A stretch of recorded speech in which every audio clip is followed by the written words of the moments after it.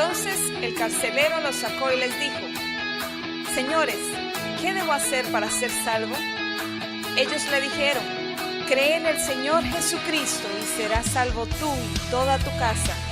Y le hablaron la palabra del Señor a él y a todos los que estaban en su casa.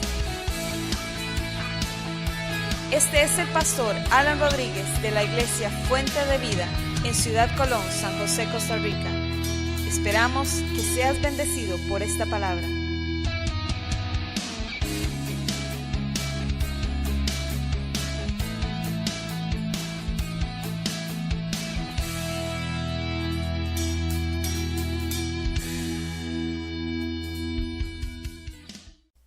Vamos a estar tocando entonces la carta a los Hebreos en el capítulo 11, versículo 1 en adelante.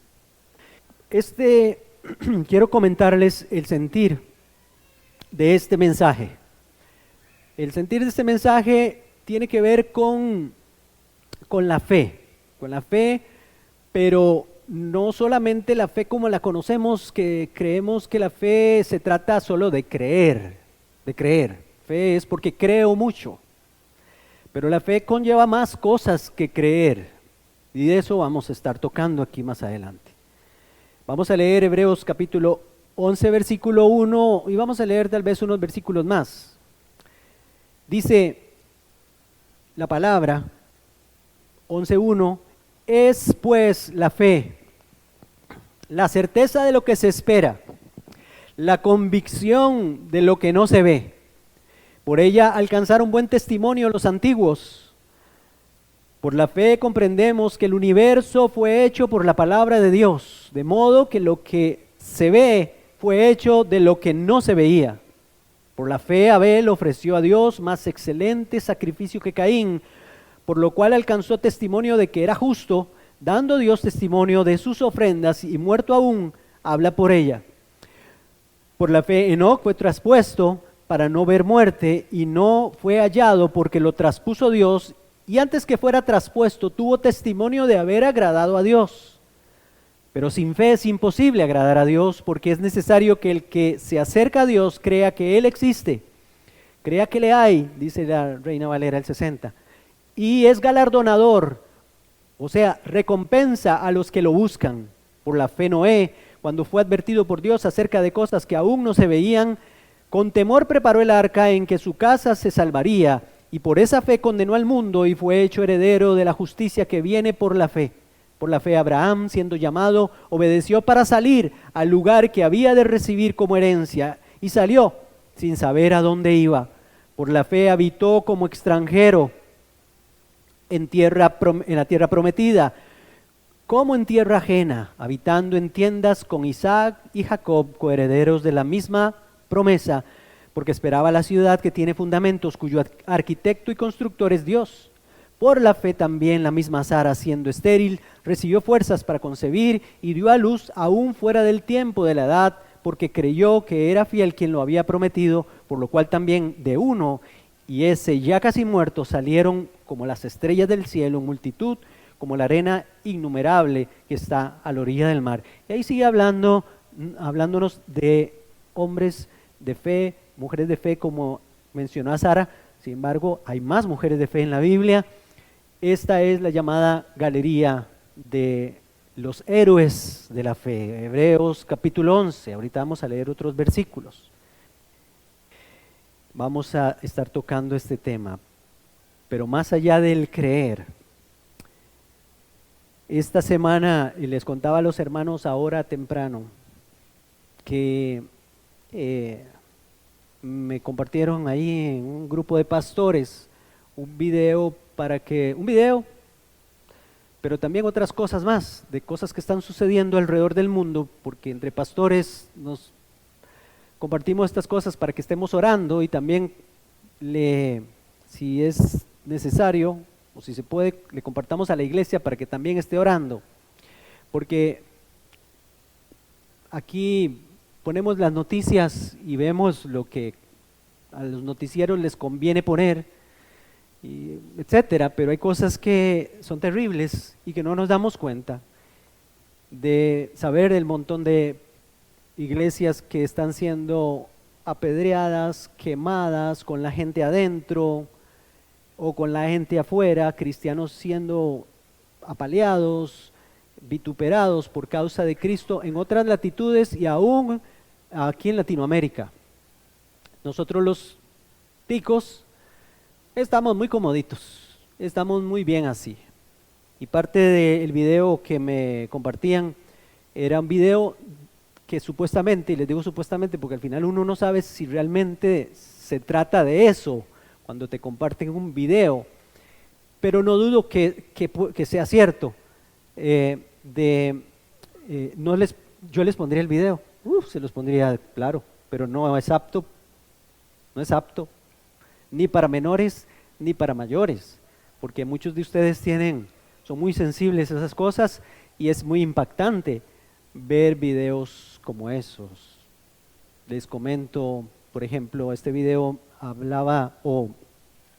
era un video más o menos unos 4 minutos, una cosa así, 5 minutos, donde soldados de un grupo armado que se supone que son de ISIS, allá en Afganistán, están tomando prisioneros a creyentes, a cristianos, no solo pastores, sino todos aquellos que tengan algo que ver con el cristianismo, tengan algo que ver con Dios, el Dios de la Biblia. Y entonces, como estar viendo las atrocidades que ustedes han visto tal vez en películas que tienen que ver con el holocausto nazi y la Segunda Guerra Mundial, pero en este tiempo, con teléfonos celulares, algunos de los soldados o personas que estaban ahí filmó eso en privado, porque eso se hace en privado, porque ya esas cosas no las hacen muy en público. Hay cosas que sí son más públicas, pero eso lo están haciendo ahí, cavaron una fosa ahí entre algunos edificios que parece que es una zona de guerra o alguna cosa así, y lo primero que sale en el video son un montón de cuerpos tirados en el hueco, porque ahí empieza el video, pero sigue luego ya filmando a los que traen esposados, ¿cómo se llama?, con una venda en sus ojos o con lo que sea. Los ponen a la orilla del hueco, les pegan un balazo y los tiran, y si quedan vivos ahí o los tiran vivos al hueco y ahí les disparan. Esas cosas están pasando ahora, en este momento, en esta época, que usted dice, no puede ser, con tantos derechos humanos y tanta cosa. Eso pasa y no nos damos cuenta. Y yo no sé si las entidades encargadas de estas cuestiones de derechos humanos, etcétera, se dan cuenta de esas cosas. Por supuesto que se tienen que dar cuenta, pero hay muchos que no pueden intervenir en eso porque los países no lo permiten. Ustedes saben, más que todo países que tienen gobiernos musulmanes, etcétera. En la India, en Medio Oriente, tanto que se ve. Y entonces yo decía, Señor, qué duro ver esto, porque uno ve eso y uno, no sé, a mí no me da, ni siquiera uno piensa en esos hombres despiadados que están matando a los otros. Uno piensa en ellos, ¿qué habrán pasado antes de eso? ¿Qué pensarán mientras los llevan y los ponen a caminar? Porque les dicen, empieza a caminar. Claro, ahí está el hueco, que van a saber ellos que hay un hueco, con los ojos tapados. Les pegan un empujón, se van al hueco y ¡pa! Y ahí quedan medios muertos y otra vez, y si quedó medio muerto otra vez, le dan. Y entonces uno dice, ¿qué habrá pasado con las esposas, los hijos? Porque por lo general ellos también sufren por el asunto, ¿verdad? Y yo decía, Señor, ¿qué tiene que tener una persona, hombre, mujer, niño o lo que sea, para poder soportar algo tan duro como eso? ¿Qué pasaría si a mí me llevan y yo tengo que pasar algo como eso? ¿Qué haría? Yo le digo, Señor, yo no podría, yo seguramente, no sé, qué pasaría conmigo, pero yo necesitaría una capacidad desde el cielo, una capacidad del Espíritu Santo sobrenatural para poder soportar un martirio de ese tipo. Ya sea así, bueno, a ellos desde un punto de vista no les va tan mal, entre comillas, porque de un tiro los matan, o de dos. Pero ¿qué decir de los que los queman vivos? Ahí mientras están vivos, ve, si ustedes son un poco de corazón un poco, no sé si decir, no muy sensible, nada más se meten en YouTube y buscan cristianos siendo quemados por causa de Cristo, siendo apaleados. Ustedes lo buscan, ahí se lo encuentran, no lo busquen mejor. Pero lo pueden ver. Si alguno quiere ver el video me dice, yo se lo paso. Pero es terrible, o sea, es terrible saber, yo me pongo en ese lugar, yo digo, Dios mío, ¿qué haría yo? Dios, tendrías que darme la fortaleza que tenía Esteban cuando lo estaban apedreando, para poder ver en lo alto al Hijo de Dios, ver los cielos abiertos y poner mi mirada ahí para que yo pueda soportar las pedradas, para que yo pueda soportar el fuego, para que yo pueda soportar los palos que soportó Jesús, que soportó Pablo, que soportaron los apóstoles y que soportaron algunos aquí. Ya que estamos, usted tiene la Biblia abierta ahí en Hebreos 11, mire lo que dice a partir del versículo 36, porque es que muy bonito ver cuando nos hablan de los héroes de la fe, hasta el versículo que leímos y un poco más todavía, pero a partir del versículo 36, 35 en adelante, mire lo que dice Hebreos 11. Hubo mujeres que recobraron con vida a sus muertos, pero otros fueron atormentados, no aceptando el rescate a fin de obtener mejor resurrección. Otros experimentaron oprobios, azotes y a más de esto, prisiones y cárceles. Fueron apedreados, aserrados, puestos a prueba, muertos a filo de espada. Anduvieron de acá para allá cubiertos de pieles de ovejas y de cabras, pobres, angustiados, maltratados. Estos hombres, yo le agrego, y mujeres, porque también ha pasado, de los cuales el mundo no era digno, anduvieron errantes por los desiertos, por los montes, por las cuevas y por las cavernas de la tierra, pero ninguno de ellos, aunque alcanzaron buen testimonio mediante la fe, recibió lo prometido. Estábamos hablando de la patria celestial. Dejémoslo por ahí. Yo solamente quiero decirles que si algo necesitamos nosotros para todas estas cosas es fe, pero no una fe donde solo usted crea como para un milagro, o crea, yo creo en la fe mínima. La fe mínima es con la que usted viene, como cuando alguien compra un carro en una agencia aquí en Costa Rica, un carro para el mercado de Latinoamérica, viene estándar, así le llaman, stop, con lo necesario, con costos, vidrios eléctricos en las puertas de adelante, pues ya ni las de atrás le pusieron, hay que darle manigueta, ¿verdad? Esa es una fe necesaria, así, lo que necesitábamos para andar en un carro de esos, ¿verdad? Los que compramos aquí, un carro en una agencia tal vez, pero si usted quiere un carro mejor, pues entonces lo compraría para el mercado europeo, entonces tiene que mandarlo a traer allá, o para el mercado americano, un carro versión americana. ¿Por qué compramos carros versión americana? Porque vienen más extriados, porque vienen más seguros, traen más dispositivos de seguridad, más bolsas de aire, más cosas importantes. Entonces, así también, en algún momento prediqué yo por ahí un mensaje que se llamaba Una fe full extras, hablando de eso, lo traigo a colación, porque no, para soportar cosas como las que acabo de mencionarles y más o un poquito menos, también necesitamos que nuestra fe sea no solo la fe con la que usted y yo nació, porque todos nacimos con una fe que ya traemos. Dice la Biblia que todos traemos una medida de fe. En Romanos capítulo 12 el apóstol Pablo menciona conforme a la medida de fe que cada uno tiene una medida. Yo creo que Dios nos da una medida necesaria para creer. Esa es la que pienso que Jesús habla de la medida que se llama un grano de mostaza. Si tu fe fuera como la de un grano de mostaza. Ahorita vamos a hablar de este asunto. Porque cuando creemos que Jesús está hablando de un grano de mostaza, es que mi fe, no importa, puede ser pequeñita y con eso muevo los montes. No, es que Jesús tenía en mente lo que habló más adelante o en otro lugar en en Mateo capítulo 13, donde habla que el grano de mostaza, cuando cae a la tierra y germina, se convierte al final en un árbol. y es la más grande de todas las hortalizas, de tal forma que aún las aves vienen y hacen sus nidos en sus ramas.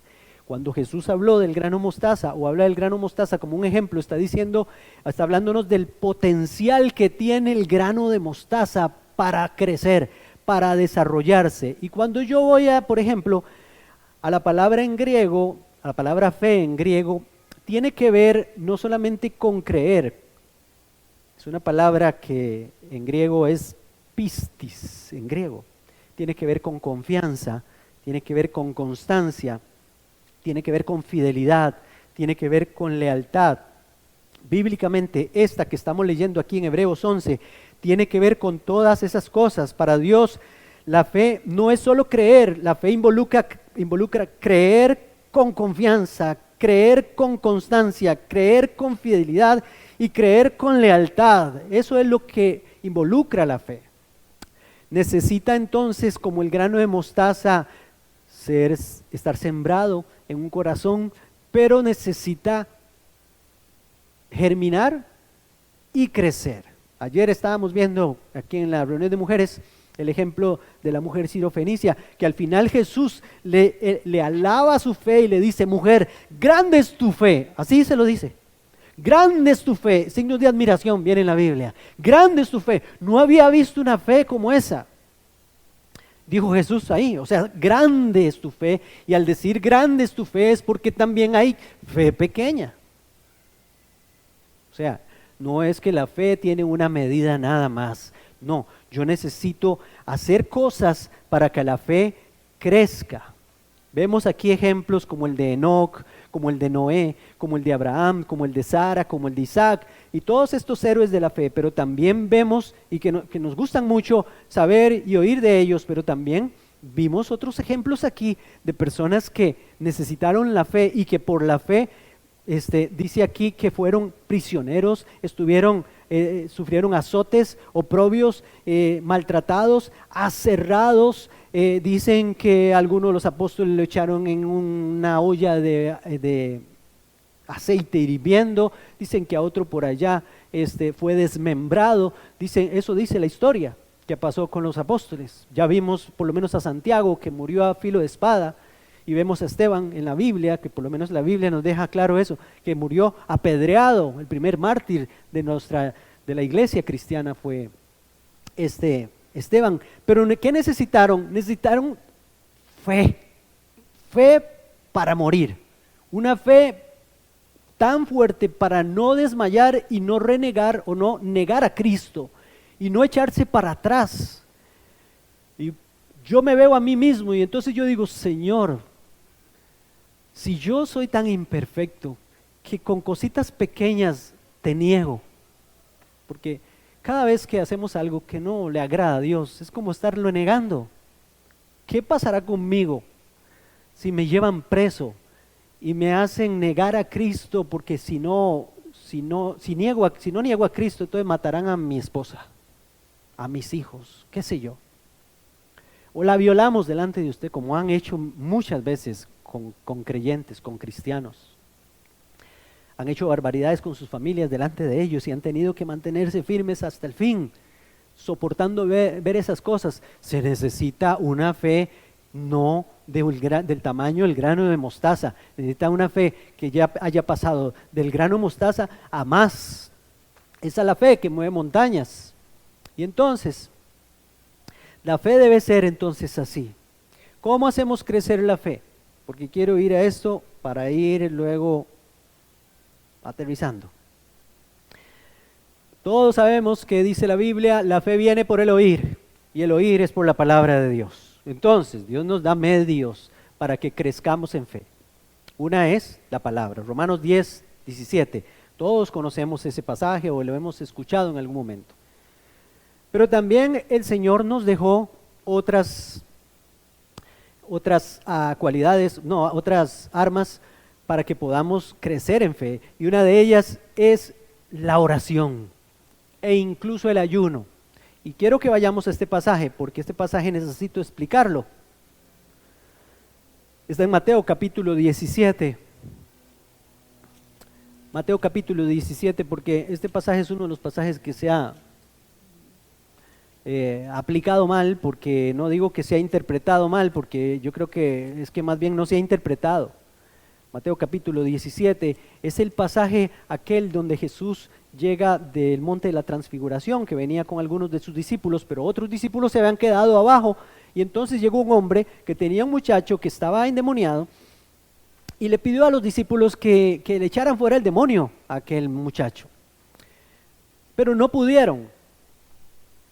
Entonces dice 17:17, Mateo: respondiendo Jesús dijo: generación incrédula y perversa, ¿hasta cuándo he de estar con vosotros? ¿Hasta cuándo os he de soportar?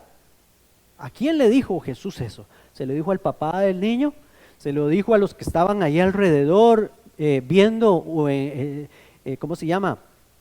De espectadores, viendo a ver qué estaba pasando, qué sucedía? No, esto se lo está diciendo Jesús a sus discípulos, a los que no pudieron echarle fuera el demonio a este muchacho. Jesús nada menos y nada más que les llama entre signos de admiración, generación incrédula y perversa. O sea, ¿qué necesitan ustedes para entender cuánto tiempo tengo que vivir con ustedes? ¿Cuánto tiempo tienen que vivir ustedes conmigo? Oír mis enseñanzas, ver mi ejemplo, cómo hago las cosas, para que aprendan a hacerlo. ¿Se enoja Jesús? ¿Está enojado? Es una de las partes en la Biblia donde Jesús está enojado, porque Dios se enoja también. Y más cuando no crecemos, y más cuando no hacemos y no nos desarrollamos como Él quiere. Entonces, vamos al pasaje que les digo. Entonces dice el versículo 18, reprendió Jesús al demonio, el cual salió del muchacho, y éste quedó sano desde aquella hora. Se acercaron entonces los discípulos a Jesús y le preguntaron aparte. Ya la cosa terminó, pasó el espectáculo ahí, lo que había sucedido, se van aparte, están solos, y entonces ellos están con el clavo. Y le preguntan: ¿por qué nosotros no pudimos echarlo fuera? Seguro estaban, ¿quién le pregunta? ¿Quién le dice? ¿Verdad? ¿Quién se atreve a preguntarle después de la regañada? ¿Por qué nosotros no pudimos echarlo fuera? Y Jesús les dijo, ¿qué les dijo? Por vuestra poca fe. Porque hasta para echar demonios necesitábamos una medida de fe fortalecida. Por vuestra poca fe. ¿Y a dónde es que viene la confusión? Sigamos leyendo. Ya Jesús dijo por qué. Ellos preguntaron por qué y Jesús responde por qué. Por su poca fe. Entonces, si hay poca fe, también hay mucha fe. Igual que con la mujer sirofenicia. Grande es tu fe, entonces hay poca fe. Jesús está diciéndonos aquí otra vez que realmente hay medidas de fe. Entonces, por vuestra poca fe, de cierto os digo, si tenéis fe como un grano de mostaza, diréis a este monte, pásate de aquí allá, y se pasará, y nada os será imposible. Pero este género no sale sino con ayuno, con oración, y ayuno. Y ahí es donde todos pasan diciendo entonces, es que para echar fuera los demonios hay que ayunar y hay que orar. No, eso no está diciendo Jesús aquí. Jesús está respondiendo lo que le dijo en el versículo 17, generación incrédula y perversa. Este género, esta generación de incredulidad y perversidad no sale si no es con ayuno y oración. Para crecer en fe, para dejar la incredulidad.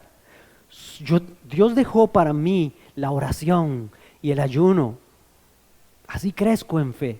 Así como cuando leo la Biblia crezco en fe, así también cuando yo ayuno y oro, crezco en fe también. ¿Por qué Jesús echó fuera el demonio así tan sencillo? Porque Él era un hombre de fe. ¿Qué hacía Jesús? Oraba y ayunaba. ¿Verdad? Eso es lo que hacía. Estaba listo, estaba preparado para echar fuera demonios. Pero no era porque lo había preparado la oración y el ayuno, no. La oración y el ayuno le habían fortalecido su fe para poder hacer estas obras que hacía Jesús. ¿Me estoy dando a entender? Sí. Entonces, necesitamos esas cosas. La palabra, necesitamos orar y ayunar. Y también necesitamos algo que no nos gusta, y es la prueba, dijo aquel, la prueba.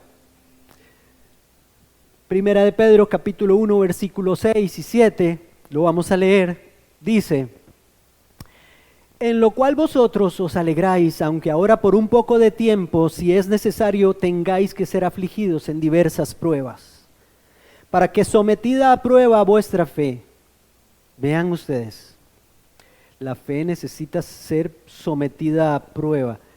¿Para qué? Aquí nos va a explicar. Mucho más preciosa que el oro, el cual aunque perecedero se prueba con fuego, esta fe sea hallada en alabanza, gloria y honra cuando sea manifestado Jesucristo. ¿Por qué tiene que ser? ¿Por qué tenemos que pasar una prueba nosotros, o varias pruebas, o muchas pruebas, o todo el tiempo ser probados? No somos nosotros, es que Dios quiere fortalecer nuestra fe. Porque así como el oro tiene que ser pasado por fuego para ser purificado y cada vez sea más puro, cada vez sea más genuino, cada vez sea más valioso, así la fe nuestra necesita pasar por fuego para que cada vez sea más pura, cada vez sea más fuerte, cada vez sea más valiosa, cada vez se acrecente más, junto con la oración, junto con el ayuno y junto con la palabra de Dios. Y habrán otras maneras más del Señor de acrecentar nuestra fe, pero eso dice aquí, porque la fe tiene que ser purificada y aquilatada para llegar a ser más preciosa que el oro, lo dice ahí, para que cuando Cristo venga nos halle en alabanza, gloria y honra, no en queja ni renegando. Entonces, necesitamos crecer en fe. Usted necesita crecer en fe. Por eso necesita congregarse. Por eso tenemos reuniones para mujeres. Por eso tenemos reuniones para hombres. Por eso tenemos reuniones de jóvenes. Por eso tenemos palabra de Dios para los niños cada domingo y actividades a veces para niños. Porque necesitamos que todos nos fortalezcamos y crezcamos en la fe, porque en cualquier momento viene la parte dura, donde nuestra fe tiene que estar firme y nada nos mueva ni nos bote, ya sea que tengamos que echar fuera un demonio, ya sea que tengamos que hablarle a alguien de Cristo, ya sea que tengamos que orar por un enfermo, ya sea que seamos vituperados, seamos rechazados, etcétera, tantas cosas. Usted necesita ese tipo de fe cuando en su trabajo lo menosprecian y le hablen de pandereta y le digan cosas ahí. Usted no puede ponerse a pelear con esas personas ni a contender, aún contender con la Biblia. No. Usted necesita una fe como la de Jesús, la de los apóstoles, hablar con amor, hablar con misericordia, llevar la carga a aquella persona, bendecirlos si te maldicen, como dice la palabra. O sea, para todas esas cosas se necesita la fe, hermanos. O sea, fe no es solo creer, fe es más que eso. Necesita crecer, necesita hacerse más fuerte cada vez. Y entonces, aquí es donde voy al pasaje que quiero que leamos y con esto vamos terminando. Daniel capítulo 3, porque es un ejemplo muy lindo de 3 muchachos. Lo mejor es eso, son muchachos. Los amigos de Daniel, Daniel capítulo 3, les resumo el pasaje. El rey Nabucodonosor en Babilonia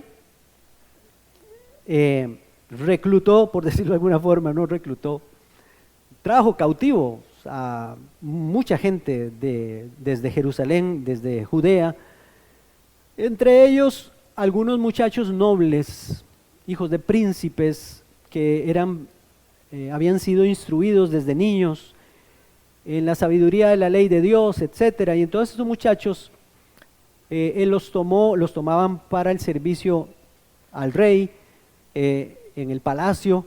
Entre ellos estaba Daniel y 3 muchachos más que se llaman aquí Sadrach, Mesach y Abednego, nombres que les pusieron babilónicos ahí. Ellos se llamaban de otra forma, no vamos a entrar en detalles, pero aquí están siendo pasados por la prueba, y la prueba es nada menos y nada más que fuego, porque este Nabucodonosor levantó una estatua que se cree era una estatua de sí mismo. El pasaje no lo dice, pero aparentemente era una estatua de sí mismo que todo mundo tenía que adorar y postrarse delante de ella cada vez que se anunciaba ahí con címbalos y, ¿verdad?, con música. Y entonces estos muchachos, como amaban a Dios y sabían que esas cosas no se hacían, aunque estuvieran en Babilonia, porque los muchachos tienen que saber eso, vivimos en Babilonia y en Babilonia va a querer que hagamos un montón de cosas que no le agradan a Dios, pero aún así no debemos doblegar nuestro corazón a las costumbres babilónicas de este mundo. Entonces vamos a leer a partir del versículo 19, ya les metí en el contexto. Entonces Nabucodonosor se llenó de ira porque ellos no quisieron postrarse delante de la estatua. Ustedes conocen la historia. Entonces Nabucodonosor se llenó de ira y se demudó el aspecto de su rostro contra Sadrach, Mesach y Abednego y ordenó que el horno se calentase 7 veces más de lo acostumbrado y mandó a hombres muy vigorosos que tenían su ejército, que atasen a Sadrach, Mesach y Abednego, amárrenlos, igual que esos que están en el video que les comenté. Átenlos para echarlos en el horno de fuego ardiendo. Entonces estos varones fueron atados con sus mantos, sus calzas, sus turbantes y sus vestidos y fueron echados dentro del horno de fuego ardiendo. Y como la orden del rey era premiante y lo habían calentado mucho, la llama de fuego mató a aquellos que habían alzado a Sadrach, Mesach y Abednego, hasta los que los llevaron para echarlos al horno. Se calcinaron ahí, los mató. Estaba tan caliente aquello. Dice el versículo 23, y estos 3 varones, Sadrach, Mesach y Abednego, cayeron atados, otra vez, atados, dentro del horno de fuego ardiendo. Entonces el rey Nabucodonosor se espantó y se levantó apresuradamente y dijo a los de su consejo, ¿no echaron a 3 varones atados dentro del fuego? Ellos respondieron al rey, es verdad, oh rey. Y él dijo, he aquí yo veo 4 varones sueltos que se pasean en medio del fuego, varones sueltos. Póngale atención a eso.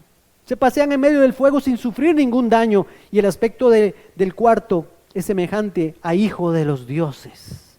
A alguien estaba viendo Nabucodonosor ahí adentro, que no era humano, que no era ninguno de ellos. Y habla de que la manera de ver las cosas, a su manera pagana de ver las cosas, dijo, este es un ser diferente, se parece a hijo de los dioses. Ustedes y yo sabemos que no es hijo de los dioses, es el hijo de Dios, que estaba con ellos ahí. Entonces Nabucodonosor se acercó a la puerta del horno de fuego ardiendo y dijo, Sadrach, Mesach y Abednego, siervos del Dios Altísimo, salid y venid. Entonces Sadrach, Mesach y Abednego salieron de en medio del fuego y se juntaron los sátrapas, los gobernadores, los capitanes y los consejeros del rey para mirar a estos varones, cómo el fuego no había tenido poder alguno sobre sus cuerpos, ni aun el cabello de sus cabezas se había quemado, sus ropas estaban intactas y ni siquiera olor de fuego tenían, no olían ni a humo.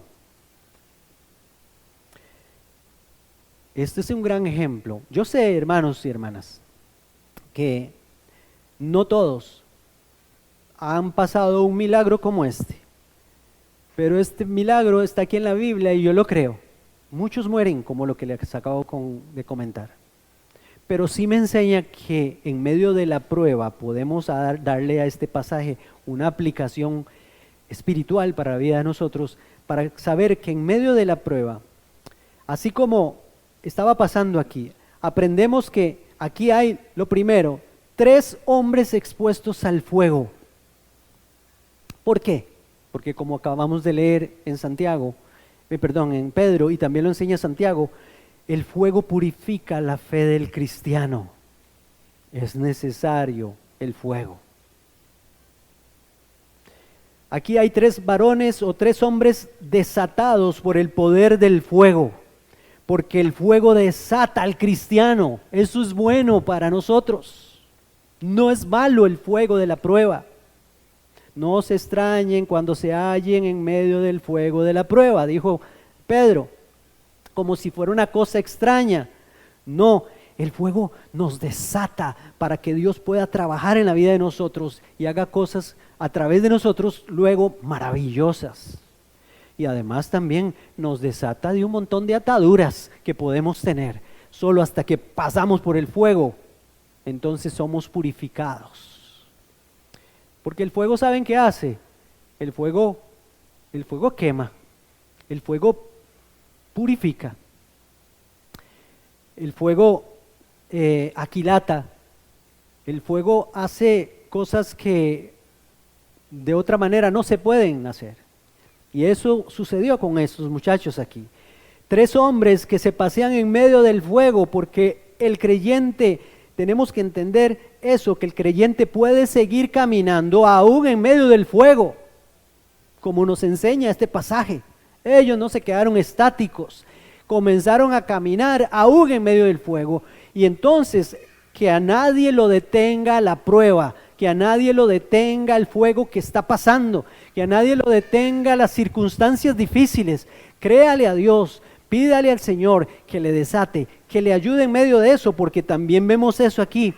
3 hombres protegidos en medio del fuego. Ahí estaba el Hijo de Dios protegiéndolos de que aquel fuego no fuera tan fuerte como para que se fueran a desanimar, tan fuerte como para que se fueran a calcinar. Asimismo, el Señor también tiene cuidado de la prueba, del fuego de la prueba en nuestras vidas. Él está también, cuando el horno se calienta, el Señor está controlando la temperatura.